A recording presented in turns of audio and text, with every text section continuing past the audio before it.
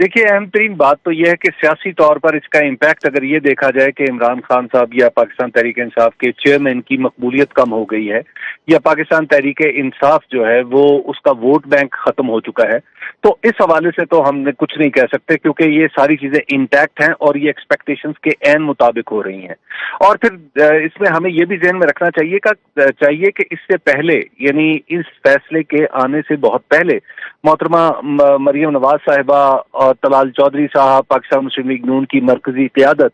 सब के सब पलड़े बराबर करने का कह चुके हैं। उनके इंसाफ का तकाजा उनके नजदीक यह है कि इमरान खान को नाअहल किया जाए, उनको कैद किया जाए, और फिर जब सारी फिर उसके बाद इलेक्शन करवाया जाए और इलेक्शन में उनके उम्मीदवारों को कैंपेन न करने दी जाए, तब जाके पाकिस्तान मुस्लिम लीग नून को कुछ ऐसा कह सकते हैं कि it can gather some moss.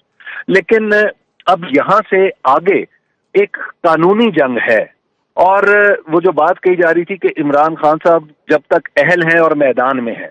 यानी अहल भी हैं और इलेक्शन भी लड़ रहे हैं, तो उस वक्त तक इलेक्शन नहीं होंगे। तो अगर ये इलेक्शन का तकाजा पूरा करने के लिए ये हिकमत अमली अपनाई जा रही है तो निहायत अफसोसनाक है। देखिए, हमें एक बात ज़हन में रखनी चाहिए कि इमरान खान साहब को किसी जुर्म की सजा नहीं मिल रही, बल्कि एक मखसूस बंदोबस्त है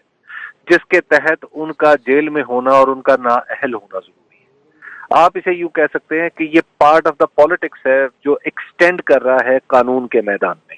या अदालती कार्रवाइयों के बीच में। तो इस वजह से मुझे ये तवक्को नहीं है कि वो उन्हें बहुत जल्दी कोई रिलीफ मिलेगा, अनलेस ये कि आला अदलिया बहुत ही कोई एक अच्छी पोजीशन ले ले, जैसे कि इंसानी हुकूक की खिलाफ वर्जी ना हुई हो। और इस पर्टिकुलर केस में अगर आप देखें, इमरान खान साहब के केस में, तो उसमें तो हमने देखा है कि अदालती प्रोसेस के ऊपर ही बहुत बड़े सवालात हैं। यानी जिस तरह इन जज साहब ने छुट्टी की दरखास्त की, फिर जज साहब को कहा गया कि नहीं आप कंटिन्यू करेंगे, फिर उन्हीं जज साहब ने फिर तेजी से फैसला करना शुरू कर दिया, और फिर दरखास्तों पे बिल्कुल आर्बिट्रेरी किस्म के उन्होंने अहकामात जारी किए। बहुत सारे ऑर्डर्स